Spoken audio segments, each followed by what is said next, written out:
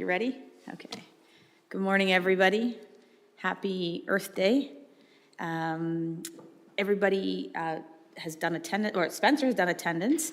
A member of Stryker's online with us today. So just, if I forget member Stryker, just wave or something, because you know I have a tendency to do that. Hope everybody had a good Easter weekend. And before, I think there's, is there anything that we need to do here? We got attendance done, we're ready to go. So we have the approval of the agenda. The agenda's been circulated and there was an addendum as well. Any additions to that agenda? If not, then we'll have a motion to approve the agenda. Member Boudreau and Mayor Bailey, thank you. All those in favor? And that's carried. So our first order of business this morning is, declaration of pecuniary interests. Any members have anything to disclose at this time? Seeing none. Now I can move to the first order of business. We're joined here today by Marty Verhey, and Marty has been a previous member of the board before we became known as the O.P.P. Detachment Board. But we would like to recognize Marty for his service, and happy that you're here to join us today, Marty, and welcome you here. And we have a plaque that we'd like to present to you, and maybe someone would be so kind as to take a picture so that maybe we can include this in dispatch or what have you, newsletter.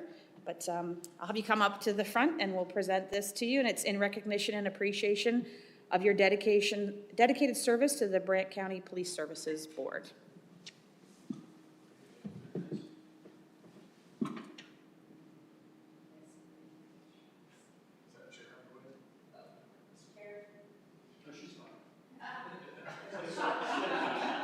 Somebody come.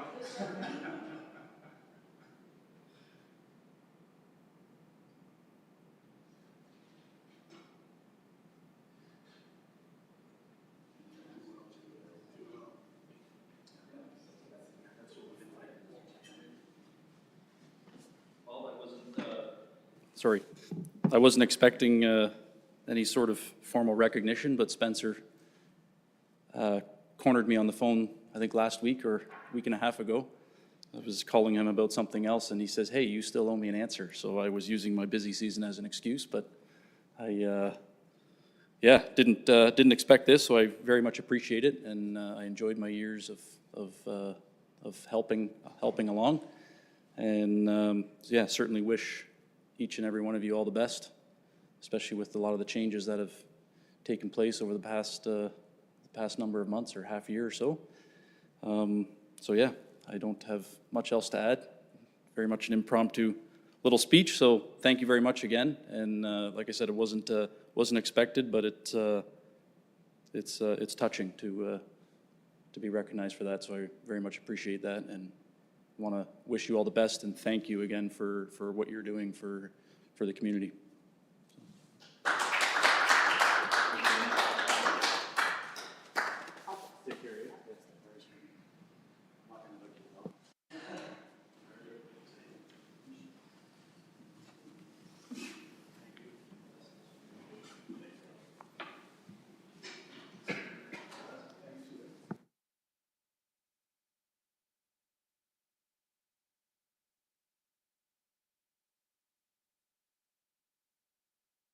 Thanks, Marty.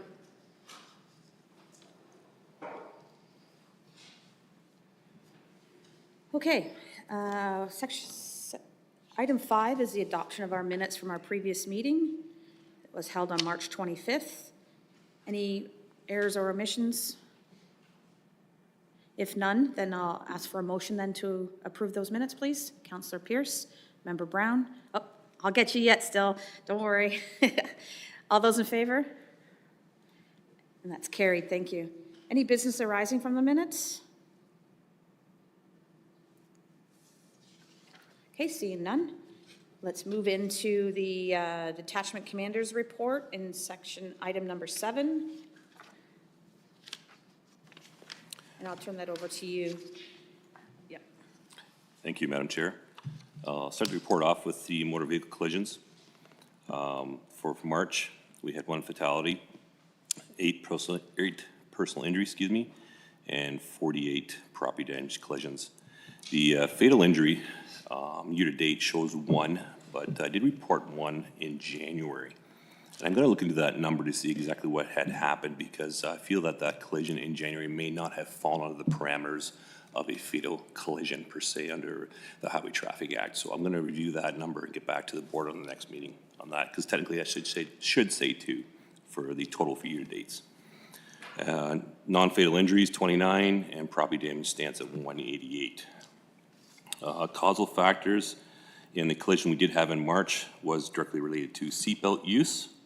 And if anyone knows, over the Easter weekend, we did have a campaign focusing on seatbelts. So we try to reinforce that as much as we can.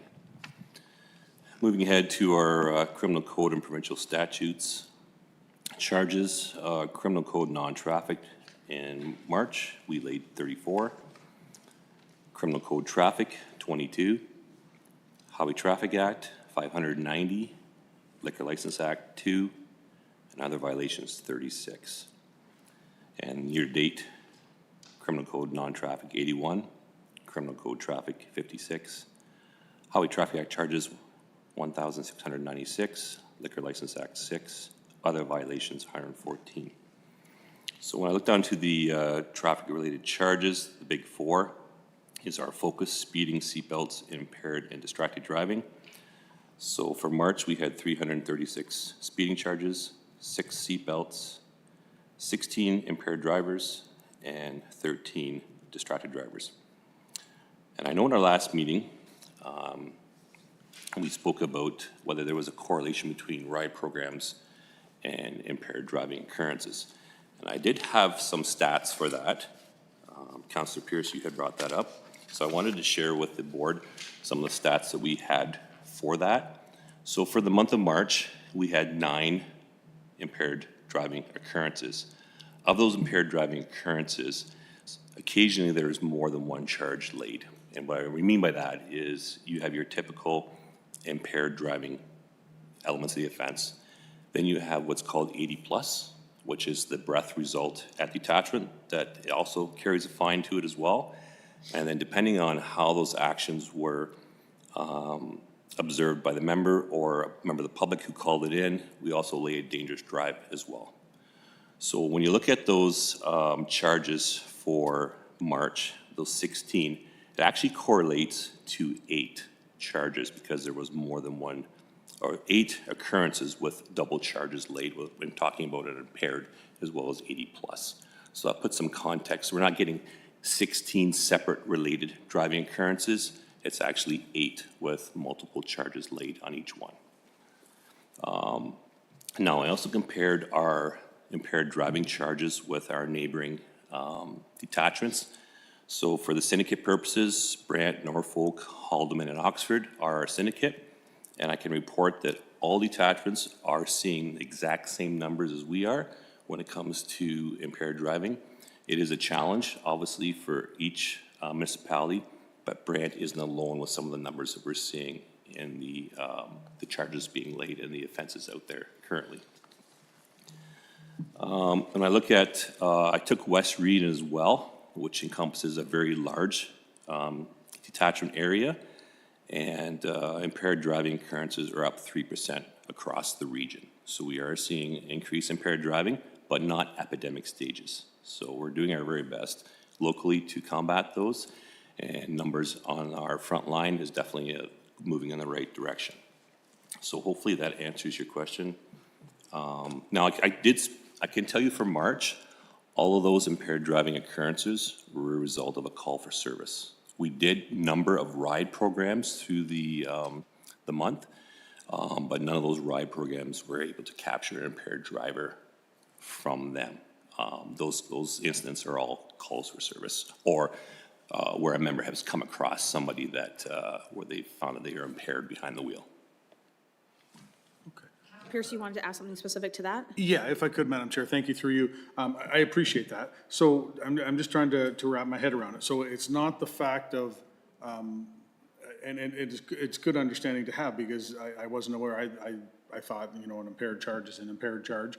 So there's actually, if you want to look at it, would you say multiple layers of impaired charges? Or it's the one where they blow a breathalyzer at the roadside, so that's an impaired there, and then we get back to the station, they blow again, and if they're over, then that's, like, it's not a double impaired, it's just it's impaired, but they count as two offenses, so to speak?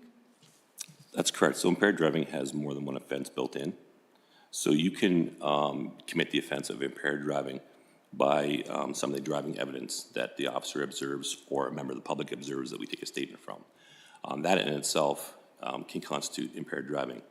When a member then engages with the individual, to further that, they request a breath sample from the individual. They then arrest them and bring them back to the detachment, at which time they provide a breath sample into the intoxilizer. Depending on the results of that breath sample, that in itself is a charge if they are above 80 plus. And then occasionally, we also seeing in some of these occurrences, March had that, a dangerous driving component, where their actions were significant enough that constitutes and meets the elements of that offense. So an individual could potentially face 3 separate criminal charges as a result of one action.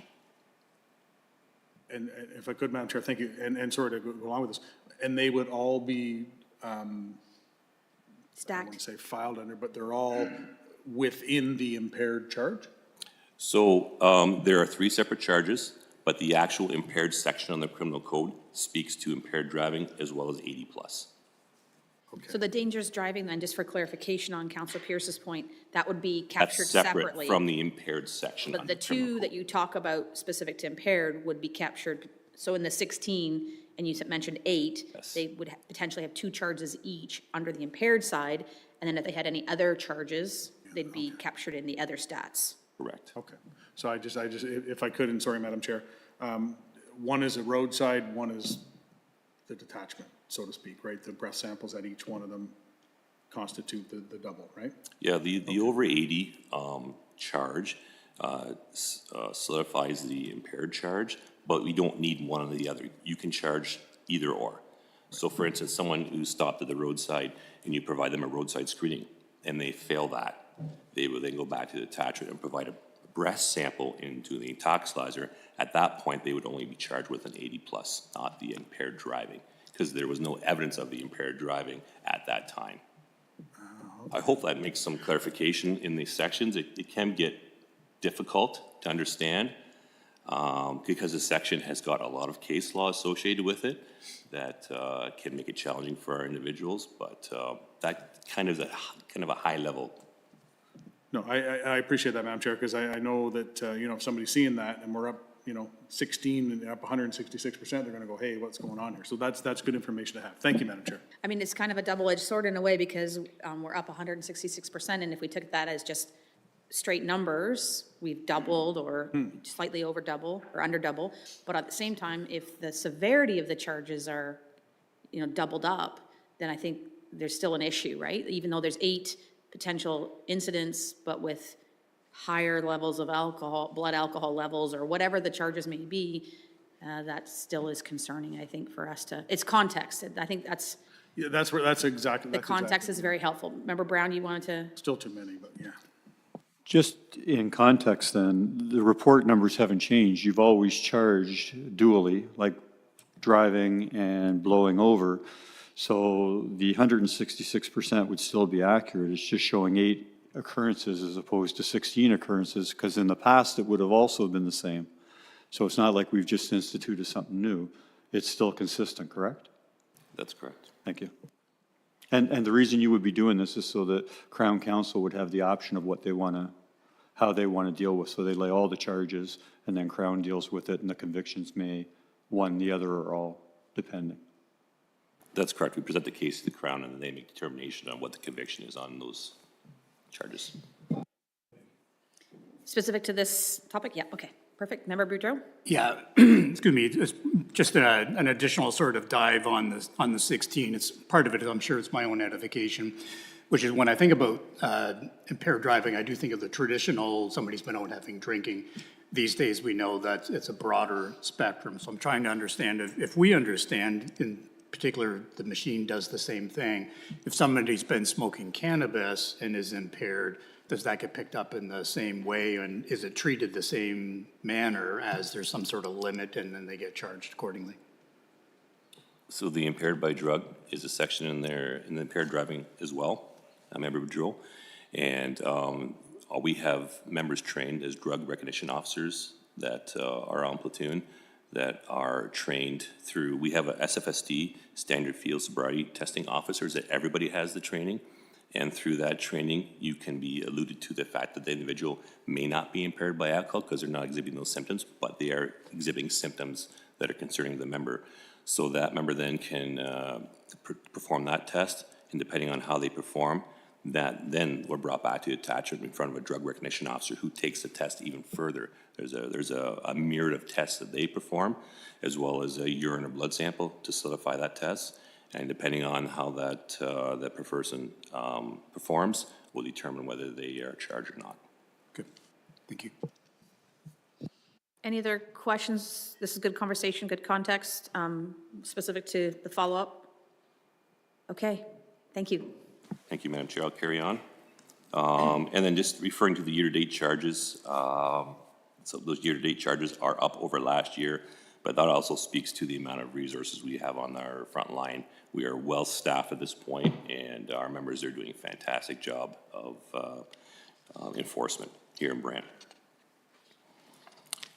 Move along to violent crime. For the month of March, we had 3 sexual assaults, which is up by 2 over last year at this time. Assaults with assaults and or firearm-related charges, we stood at 6, which is down from this time last year. And other offenses involving violence or threat of violence, it stands at 4, over 3 from this time last year. And then year-to-date, the assaults and firearm-related offenses stand at 21, and other offenses involving violence or threat of violence stands at 16. Moving over to property crime, we had 2 break-and-enters for the month of March, which is down from this time last year. We did have 12 theft over 5,000, which correlates relates to theft of motor vehicles. And theft under 5,000 stands at 9. We had 8 frauds and 8 mischiefs. So mischiefs are up, as well as the theft over 5,000.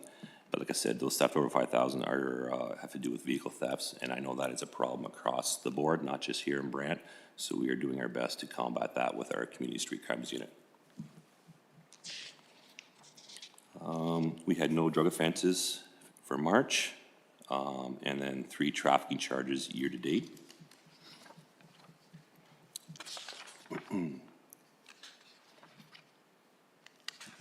We had 2 public complaints, no public complaints for the month of March, 1 total for year to date. And then down to our daily activity reporting patrol hours, we had 1,571 patrol hours for the month of March, which speaks to our service delivery model, which I will talk about later.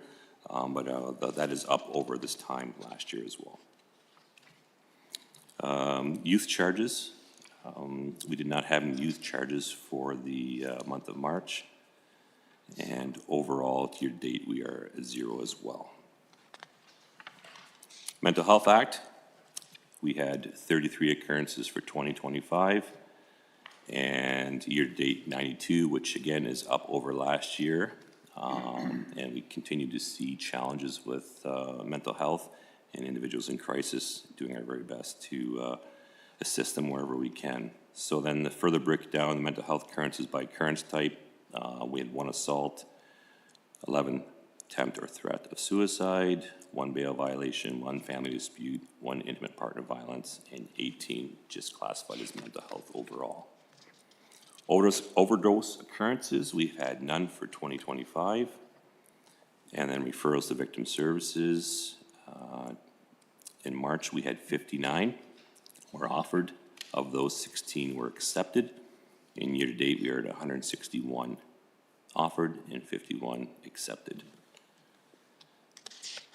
And then I will speak briefly on some of the local stats from detachment. So our community mobilization officer Also correlates 33 mental health-related calls for the month of March. Our MCERT worker responded to 9 of those crisis calls, and 18 of them were referred to COAST through our service provider. Of the 33 mental health calls, 16 resulted in apprehensions, and 11 were admitted, and 5 were released. So the total time spent in the emergency room with the apprehensions was 1 day, 7 hours, and 23 minutes times 2. The mean time spent in the emergency room with apprehensions was 1 hour and 57 minutes, and the time in the emergency room ranged from 11 minutes to 4 hours and 29 minutes times 2. Our Brant Youth Academy concluded with a graduation and positive reviews from all those involved. Council Murphy has completed activities on year 3 of our CSP grant. She also facilitated a human trafficking workshop for over 50 frontline officers. Presenters included human trafficking crown attorney, asset forfeiture crown, and HT survivor. BC Murphy also attended the Women's Gala hosted by Nova Vita. She attended several meetings and completed 4 presentations. She continues to liaise with our MCERT worker regarding 2 prolific callers, as well as liaise with York Regional Police with at-risk youth with ties to York and Brant. And then she also assisted with the Special Olympics polar plunge, which was in March as well.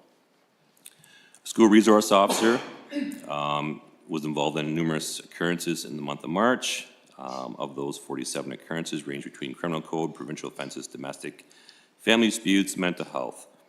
The outcome, again, was no charges as indicated. There was 1 criminal code warning, 8 HTA warnings, and 1 mental health apprehension. Of those 47 occurrences, 1 of them had an online component. In addition to what PC Vitalis has reported, he makes regular visits to the Paris District High School and attended Blessed Sacrament, St. George German, and Glenmore schools to deliver the kids program to all of those classes. And he also met with the Grand Erie District School Board for input to school emergency procedures, which involves myself as well, reviewing the current police protocol, which is 9 years old. So working with Grand Erie as well as a separate school board to come up with a more up-to-date protocol. It takes into some of the account where some of the challenges and social needs we're seeing in our communities as of today versus 9 years ago. So that is currently ongoing. Our media officer, 21 media releases and 104 posts to Facebook, Twitter, and Instagram. Again, we had the Brantford Polar Plunge, $30,000 was raised for Special Olympics. Stay Focused campaign, which focused on distracted driving. There was many media releases and social media posts tailored to suit that campaign, as well as March was Fraud Prevention Month. And also, PC Beaker attended the Paris Lions Club for a Special Olympics talk. Moving down to our traffic management unit, the month of March, they issued 411 Part 1 charges with a year-to-date of 1,134. PC McIntosh is our Crime Stoppers coordinator for Brantford. He issued received 5 tips for us here in Brant, 28 for Brantford, and 6 for Six Nations. And I think that summarizes the Detachment Commander's report, pending any questions. Member Boudreau. Yeah, through you, Madam Chair, I just want to circle back. It's page 14 on the board package, and it was actually with the sexual offenses, and it's probably, as strange as it may sound, similar sort of question related to the impaired. I'm just trying to understand what this covers. Because when I think about sexual offenses, which is up in March and certainly up in the year as well, I think of exposing, touching, and of course, rape. I'm just trying to understand what's there. Is there a certain area that we need to be thinking about? Is there a pattern of any kind that seems to be occurring just related to that? Thank you. Through the chair. Member Boudreau, the sexual offense is a very difficult crime to proactively get ahead of, I guess is what I want to say here. If you look at year-to-date, we are at 6 versus 5. And then also for the month of March, 3 versus 1. So we do our very best through our social services to get out as much as we can prevention, as well as allowing individuals to protect themselves and to not become victimized in that nature.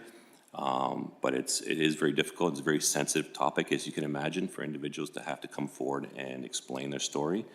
Like I said, through prevention as education, we're hopefully doing our best to mitigate some of those horrible acts that are happening to these individuals and empower them to move forward. But regarding an epidemic, I don't think we do have one here. I do believe that we can definitely do better, and that's our purpose here, as well as the education through our social service network to make sure that happens.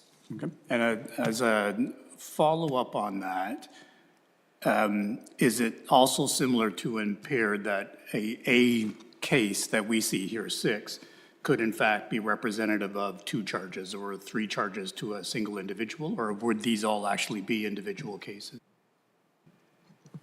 Through the chair. It's hard to say exactly. Those will be individual cases of charges of sexual assault.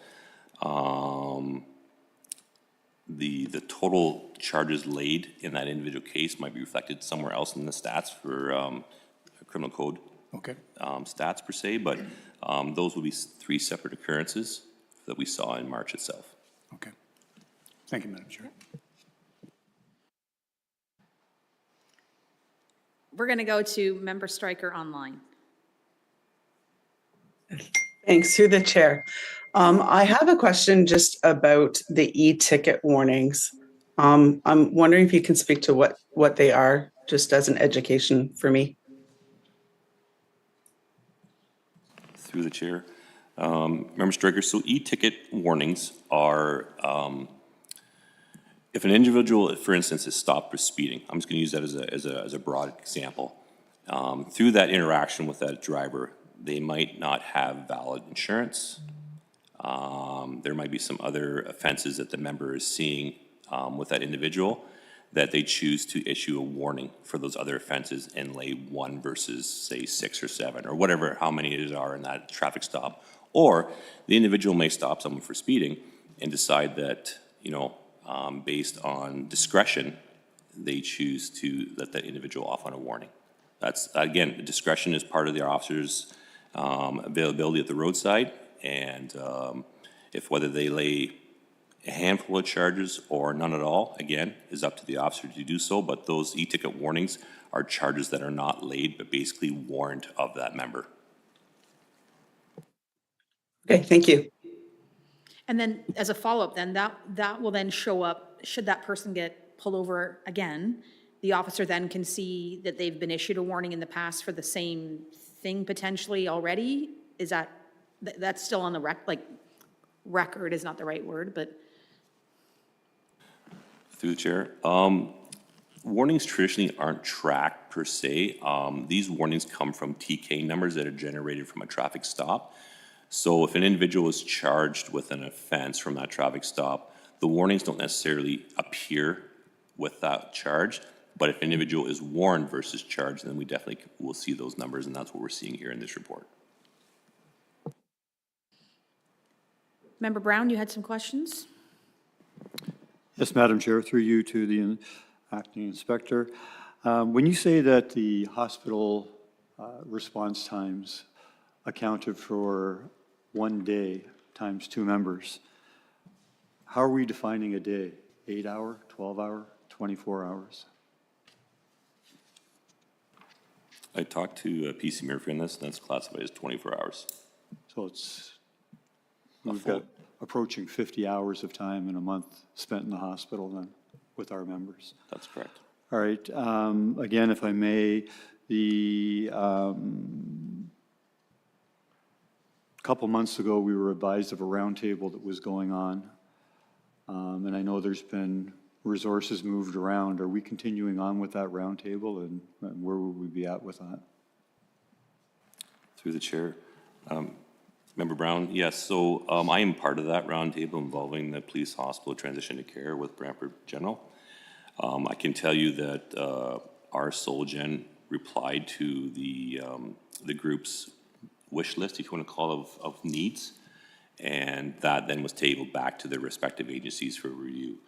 I do have a meeting this Friday with the group as well to see where we're at with this, because I, as an advocate as well as the board, these times need to be reduced because we're spending a lot of time in the hospitals. So, and this ranges from month to month, but for the majority of the time, we're seeing far too many hours in the hospital. So I'm hopeful that this Friday we'll come to some more of a concrete path moving forward to an assigned MOU that then we can push back and hopefully get those necessary changes in place to reduce those wait times. And one more, if I may, on page 12, page 20, on patrol hours. Over the last 3 years, we've seen them go 1,432, 1,505, and 1,655 hours. We touched on this lately last meeting. Are we capturing the information consistently, or has that changed, or is it strictly due to increased manpower that we have an increase in the patrol hours? The patrol hours, I think, are a bit of both. Number round, we have additional staffing on the front line, which is definitely adding to those numbers, as well as we're doing a far better job of capturing our numbers now than we ever have before. And that speaks to our new service delivery model. Thank you. Councillor Pierce. Thanks, Madam Chair. I believe it or not, I've only got one question, and it's for on page, what page is it here? Page 24, when we talk about the referrals to victim services. I've always been, trying to wrap my head around the services that are offered, services that are accepted. Obviously, not everybody accepts this service. Hypothetically, so in March, we had 59 offered. If all 59 accepted, do we have enough resources in our services to accommodate everybody? In this case, the 59? Through the chair. Councillor Pierce, my understanding is, talking to victim services, that they are more than equipped to deal with referrals, and there's no limit on how many they will accept. There might be some time in order to get back to each individual. If everyone would get 100% compliance, that would be fantastic. Right. But my understanding, talking to victim services, is that they are positioned to take that on, as well as move forward with it. So I would love to see 100% compliance. That would be a goal of mine to see. Yes. I don't know if we'll ever see that, just for there's a myriad of parameters there involved with individuals that are victims that we're having to try to support. But we are doing our very best to push that number up as best we can. Okay, no, I appreciate that, and absolutely, we'd want to see 100%, but then when I was reading the report, I got thinking, well, do we have the resources for that? So, because the last thing we'd want to do is have somebody accept the offer, and then, oh, sorry, we can't help you. So that's good to know that we, it's unfortunate that we have to have them, but I am so pleased that we do have those resources, and, yeah, if we could get 100%, then maybe, I don't think there's anything that you folks or anybody has to do different. Everybody's doing their thing, but it's just the matter of, these victims understanding that, and to each their own, but just understanding what resources are available and what that entails. So that's good to know. Thank you. I have a question, well, two first. I guess first off, on the MOU with the wait time at the hospital, that's been a long time very long time. I think as long as I've been on the board, this has been a topic.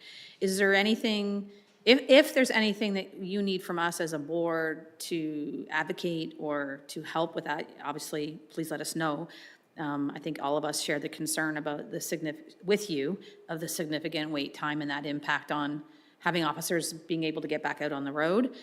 So if there's anything further, I mean, it sounds like we've done everything we can on our side to present with Solgen and everything else, but if there's something that we can do to speed up the process, please let us know, because it is concerning that this has been a long time coming, and we still aren't there yet, right? Yeah. Thanks, Madam Chair. If I could just add to that, I know if we kind of, to another service, we flip it over to the paramedic services. I know there's been grants offered for, they have an offload nurse to help with that type of thing. And I don't know if that's something that could, you know, on the police services side, if that can, you know, that type of thing can be offered. I'm not sure, but I know that, you know, obviously the police service is not alone, paramedic services, we have like huge issues with wait times at the hospital. I think everybody understands that. You know, you go by, you see, you know, 4 or 5 ambulances there, and they're, you know, to the police as well. It's, I don't want to call it wasted time, but it's wasted time where these people can be out on the streets helping others, essentially, right?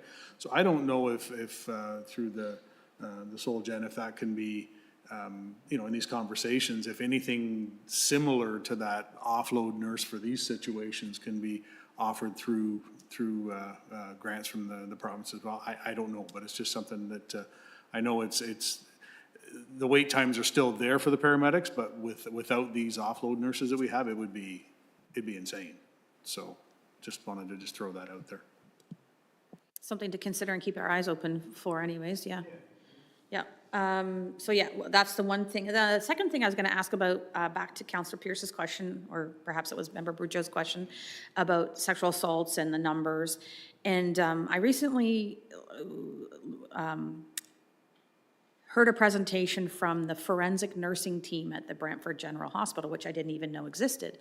And it sounded to me from that presentation that women, men, women, anybody can go, and it doesn't necessarily have to be police reported. So do we have an idea or a thought on how many unreported situations we're seeing in the community? And I know it's hard to document, but I guess it just kind of flagged my interest that we have the stats to show those that have been reported or have been called for service, but it sounds to me like there's a significant number of unreported sexual assaults, and the forensic nursing team will take the evidence that they need to collect and save it and store it in case it becomes a police matter, but not every person that they see wants to report it. So I guess back to some other comments that we had here is how do we encourage that safety net so that those crimes are reported and that those people feel safe? And yeah, it was a new opportunity for me to learn that service even existed, but that there's a number of people that are seeking that support through the healthcare system and then not reporting it as a police call for service. So I don't know if we have an idea of, like, you know, 50% of the people under that they're seeing not being reported, or and I know you have connections with them as well, but I just wasn't sure if there was a way we can understand the scope. Thank you, Madam Chair. I can tell you for the board report, we don't capture those stats, but I do believe those stats are being captured somewhere within our organization, and definitely with the hospital for sure that perform these examinations on these individuals. So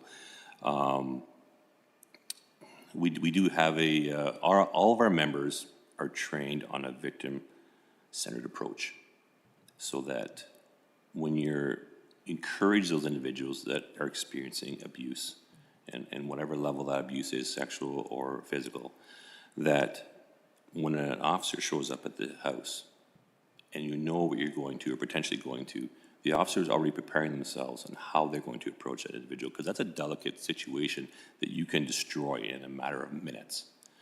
So by that additional training our members are getting, and this training is always evolving in doing better, so that when an individual meets an officer at the door, male, female, whatever, that they are met, or at detachment, vice versa, if the individual chooses to come to detachment, they are met with a person.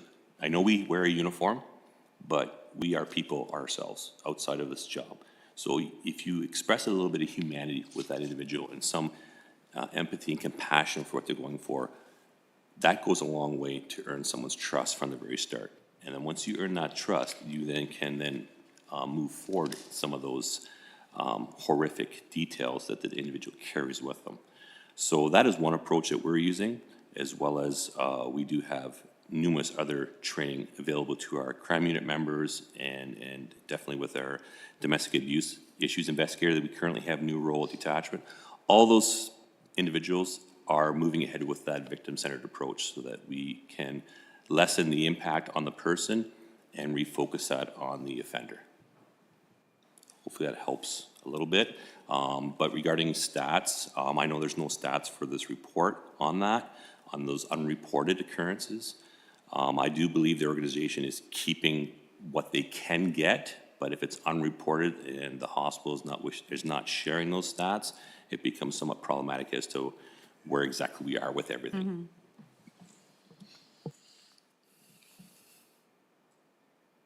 Member Brown? Thank you, Madam Chair. If we could just circle back to the impaired driving.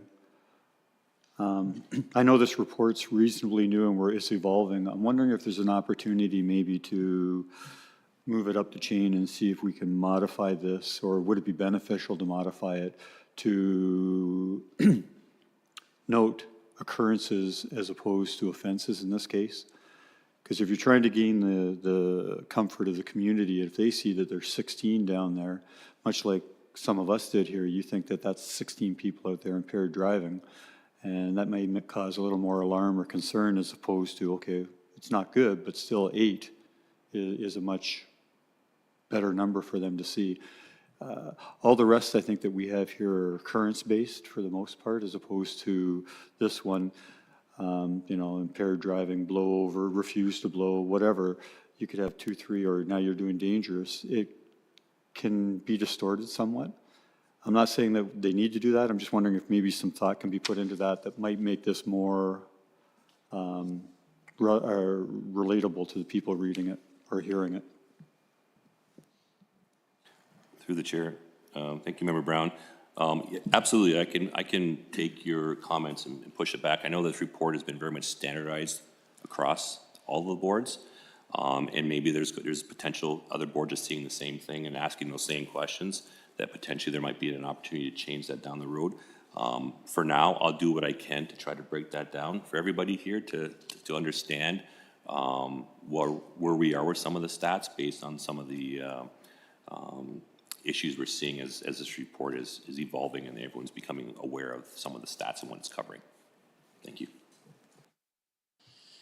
Just also note, I was talking earlier to Acting Inspector Taggart, if anybody's seen on the social media this past weekend, the focus on seatbelts, and I think there was distracted driving, and there's some other things. He's not here today, but our Acting Staff Sergeant Vandertuin has some lived experience, and if you are on social media at all and you saw his post, it was very well done, but it was talking about the importance of seatbelts and how that saves lives. And Acting Staff Sergeant Vandertuin had some lived experience while on duty, was involved in a very serious accident, not recently, but a few years ago, and had some pictures to show the impact of that on his post. And him and and PC Buchert, who did the video, just I think that's a very impactful type of post to talk about the importance of seatbelts, because we're still seeing seatbelt issues here in the county as well as probably the region. So yeah, I'd encourage you guys to look at the socials if you are looking for some good posts, because we do have some good information coming out to the community that way as well. Any other questions on the Detachment Commander's report at this time?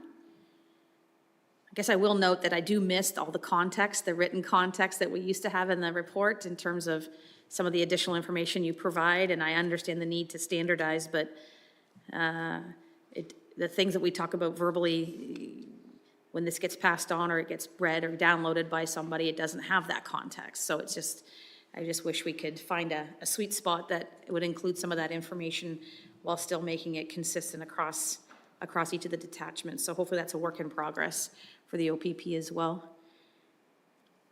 Any other questions before we move on then? Member Stryker. Hi, through the chair. If we're talking about modifying potential, the report, I'm wondering if some of the graphs, if there would be a benefit to having the graphs as year-to-date information and not just the month. Some of them are year-to-date. I know all the information is in the actual charts, but I don't know what kind of options you have. with it being standardized, but sometimes 1 month is a very small piece. I find in our own business that year to date is quite helpful. So it's just another thought. Great, thanks for the feedback. I see Acting Inspector making some notes, so he'll take that back as well. I know we're somewhat at the mercy of whatever the standardized reporting template is, but hopefully that's part of the feedback. Okay, any other questions or any other information we want to discuss at this time? Seeing none then, we'll ask for a motion to receive the information. Mayor Bailey and Member Brown, all those in favor? And that's carried, thank you. Okay, so moving along in my agenda, we are moving into staff reports. Do we have any this time? No, okay. That was easy to do then. Number 8 is crossed off the list. Number 9, communications. So in our packages, 9.1, we have a statement, a 2024 final statement, the provincial offenses summary of payments to the county, back to the county. And my understanding is, Cindy, that would then go against the overall police services cost, like as a part of that line item? Through you, Madam Chair, so the county does set up a payable to receive those funds. Yeah. So you can see on both sides of the sheet how the determination was made in terms of the share for the county versus the city versus Six Nations and the court costs associated with that, and then that is administered by the county staff. 9.2 in your package is additional information about the Ontario Association of Police Service Boards Conference. I believe myself, Member Brown, and Member Stryker are registered to attend at this time at the beginning of June. And I believe that's all we have for communications at this time. So we will move into updates then from Councillor Pierce, if there's anything from council. Not a lot feedback from council, so that's a good thing. I did say that I would touch on our new photo system up by Northward School. Haven't got all the details of it, but my understanding is there's been approximately 1,000 tickets at this point in time. So it is doing its job. I'm not sure as to what the fastest one was or anything like that, but the fact of the matter is that I find it interesting that even within that small area that there's been 1,000, what are we 3 months in, I guess, something like that. So it's definitely doing its job. We look forward to a few others around the county, and we'll go from there. But it's definitely, I think it's, as we always say, you hit somebody in the pocketbook and it makes them think twice. So that's a good thing on that. So Definitely. that's all I got. Thank you. Okay, then, OAPSB, Ontario Association of Police Service Board Zone 4, I can give you an update. We've worked a little bit to try and rebuild the zone activities.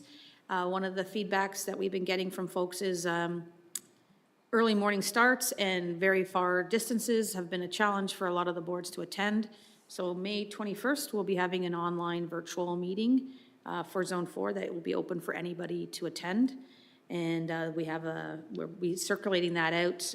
Once Spencer gets it, he can send it out to everybody on the board, but it'll be an opportunity for some dialogue and discussion and seeing how other boards are making out. So we'll be doing that. We will then have an in-person joint meeting with the Ontario Association of Chiefs of Police Zone 4 in September. That'll be in Woodstock. And then we'll have another online meeting in November. So we're trying to try a little bit of a different tactic here in terms of doing some online for just the police service boards, and then do a 1 year, an annual in-person joint meeting, collaboration with some speakers that way, see if that will help. The OAPSB in general is hoping the zones will help also distribute training opportunities to each of us in terms of our responsibilities as board members. So we'll see how that rolls out and what that means moving forward. And then for the chair update, nothing new since our last meeting. We have a community safety well-being wrap-up meeting in May coming up, where they're going to be presenting all of the research results and how that, they've done quite an extensive engagement panel, so we'll see what the results of that has been and what that looks like in terms of the priorities for the community. And we're going to try and line up the team to come in for the May meeting to do a presentation here to the board on the draft of what they have. That the plan, my understanding is the team will then take that to council in June for council's approval so that it meets the timelines of the province's July 1st timelines for the updated community safety wellbeing plan. So they've done a good job of bringing that along. Myself and Acting Inspector McTaggart have been involved in that process. And I don't think at this time there's anything else to update on, so I'll leave it at that.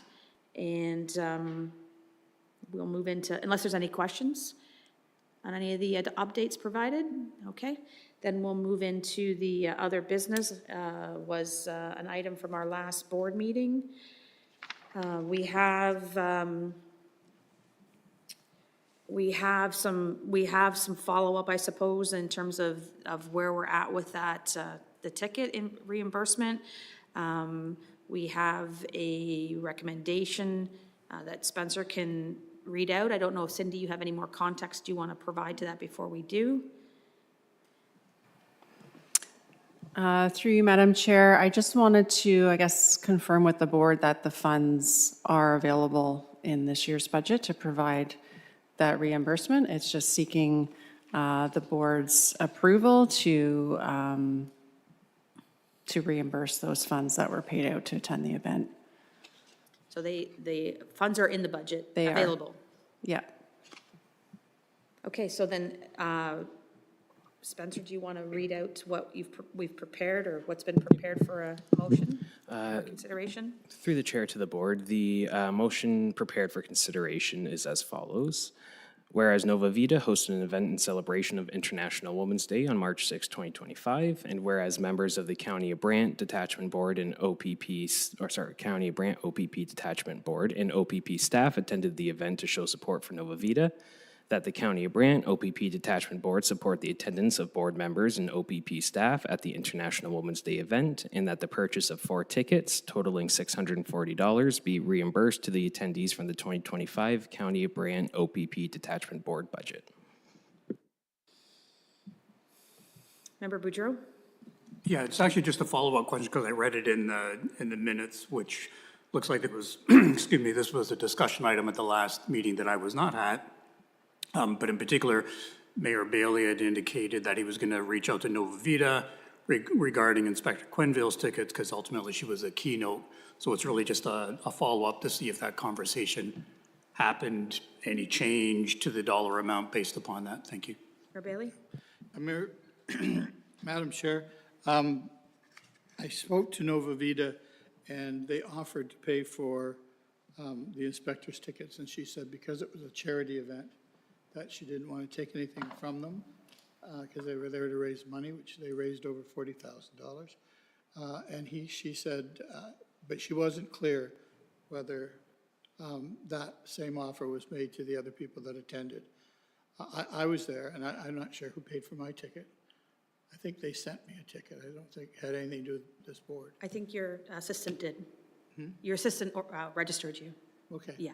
But it didn't come out of this board, this budget? No. No. So it was really up in the air even after I talked to them, because there is a difference between attending an event because you want to be there or attending an event that's raising money to contribute. But I know that Andrea, the inspector, didn't want her tickets paid for. So is that still 4 after her tickets? It's just for some context, to Mayor Bailey's point, Inspector Quenville cannot be paid by Nova Vida to speak because that would be compensation. So the ticket itself the 4 still includes Inspector Quenville's ticket because she can't receive money directly from Nova Vida to be paid to speak. at the event. Because she supports Nova Vita and because she believes in what they were doing to raise money, she doesn't want her tickets paid for by the board. Okay, that's not what she mentioned to me, so I have, I'm only telling what Nova Vita told me. I'm not sure when you talked to the inspector, but it's one of the boards that she supports, and they offered to give her free tickets, and she refused, and she said, if it wasn't a fundraiser, that's different, but you people are here to raise money, so I can't take your money for a ticket. Member Brown? I think you just clarified it. A minute ago, you said she didn't want to be reimbursed by the board. No, she doesn't want to be reimbursed. By Nova any- Vita or by us? She wants her tickets to be part of the fundraising dinner that she was at. So, But she's okay if the board reimburses us. I don't think you should, but I'm not going to vote for it. I don't think it's what she would want to do. I'm just trying to clarify what you were saying, though, because I was mixed Right. up there. I think if you guys want your money for your ticket, and the board votes for it, you should have it back, but she's made it clear that she didn't want to get anything out of this, so. Whatever you want. Okay, so we have, Spencer's read out proposed motion. Is anybody at this time prepared to put it forward, to give it on the floor, or are we still? So, Madam Chair, so just can you clarify, the four tickets are PC Murphy, Detective Constable Cotter, and an inspector, correct? And myself. And yourself. Okay. And by the sounds of it, inspector doesn't want to be reimbursed, so that would bring it to 3. Yeah, I mean, I don't want, it's what, in speaking with inspector directly, it was, she does not want to be reimbursed by Nova Vita. Should we, as a board, decide to reimburse her ticket on behalf of the board, that is our decision, it's our decision to make, and she'll accept whatever we decide, but she specifically, to Mayor Bailey's point, did not want to be reimbursed by Nova Vita.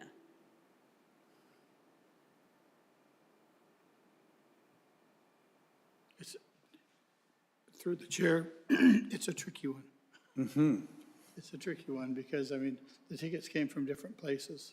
As I said, mine came from somewhere else, and hers was seen when I heard, seen as a bit of a donation to them. But yeah, I mean, you can give her money back if that's what you feel she wanted, but I didn't get that feeling at all. Thank you. Member Stryker? That comment through the chair, actually, will donation receipts be issued for a portion of this ticket? Or was it an event that simply was seen as covering the cost of the event? Because I understand Nova Vita is a registered charity as well. Is that correct? I have no idea whether there's donation receipts being submitted or not. And honestly, guys, we've spent a lot of time between last meeting and this meeting on this one topic, and I'd have to find out for you, and if you want to delay it again, we can, but I don't know. I wasn't involved in registering myself, and I'm sure, Mayor Bailey, someone registered you as well. So I don't know specifically if there's donation receipts coming or not coming. And I guess we're putting it to the board now because we didn't specifically highlight this in the budget at the beginning of the year because we didn't know this was an event we were going to attend. And moving forward, we can include it in future budgets should the board choose. So I would be in favor of, like, in the future, sending a delegation. And even I don't have a problem reimbursing the tickets, but I think if a donation receipt is being issued, there could be potential issues if it's being issued to an individual and the board is paying. That's all. To send a delegation. just to follow up, if we can follow up with that, if the board is going to reimburse these tickets in part or in whole, we will ensure that there's no donation receipts issued by Nova Vita for those tickets. Sure. Mayor Bailey? Madam Chair, they did give out tax receipts that night.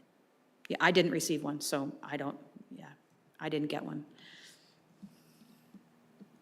and nor should you if you didn't donate from your, if you didn't make the donation, it's coming from police services, they would get the Yeah, tax receipt. So if you didn't put any of your money for any of the fundraising attempts, then you wouldn't get a tax receipt. Are we ready to make some decisions here, or do we need more information? I'd like to kind of wrap this up. It's been 2 meetings.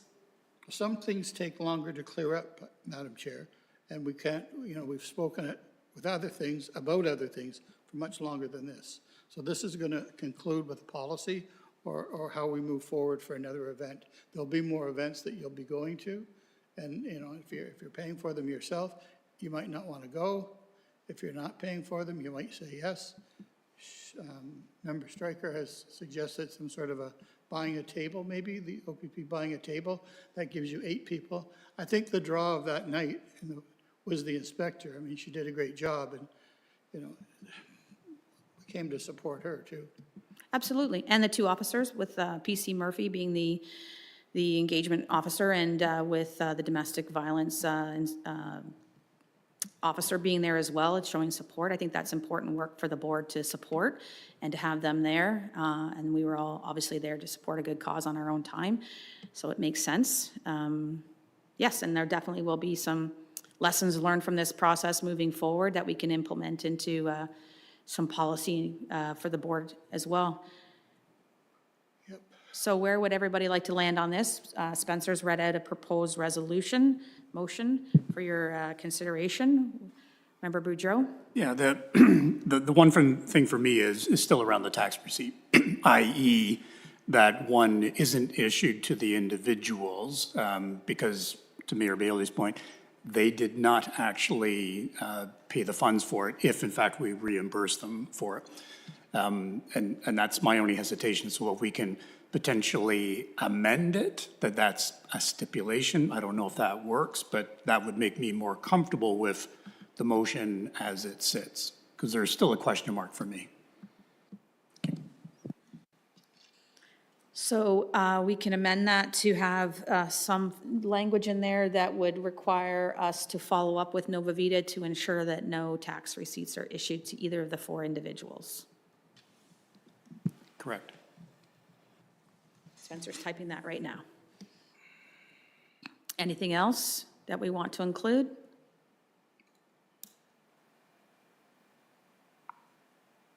Okay, do you want Spencer to read it out one more time, or just the amended sentence?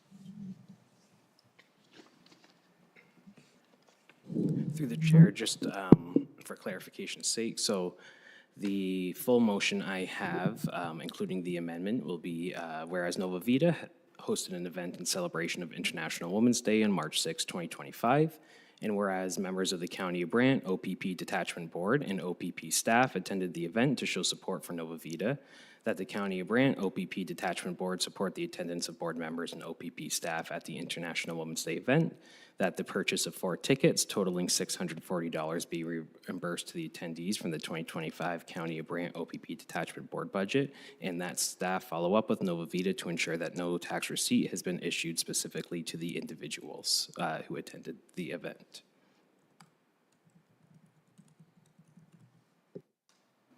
Does that cover everything? Takes the tickets back to 6, isn't it? 4, I'm sorry, 4 instead of 2? You got the inspector's tickets there too? Yeah, okay. Anybody prepared to make that motion then? Member Boudreau, thank you. Seconded by? Member Stryker, thank you. Any further discussion? Okay, Can I ask Mayor Beal? I want a recorded vote, please. a recorded vote.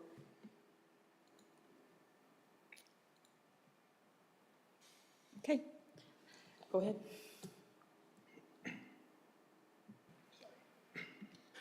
Okay, I will ask all members in favor of this motion to please stand, and Member Stryker, if you're in favor, if you can please raise your hand at this time, and then I will then call those who are opposed to the motion to please stand, and if, in that case, Member Stryker, if you could raise your hand then. So all those in favor of the motion, please rise.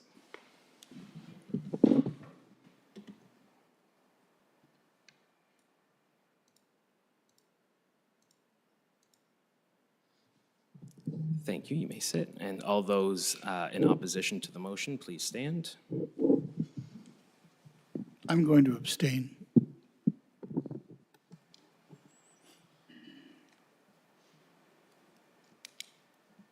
The motion carries, 5 in favor. Thank you, Spencer. Thank you, everybody. Okay, this concludes our open agenda. We do have an in-camera session today, and we will be going in camera for the purposes to discuss information explicitly supplied in confidence to the board by Canada, a province or territory, or a Crown agency of any item. And it'll be by Acting Inspector McTaggart that we'll be getting a discussion on the service delivery model. So we'll seek a motion now to go in camera, please. Mayor Bailey, Councillor Pierce, thank you. All those in favor? And that's carried. And we'll just wait a moment here.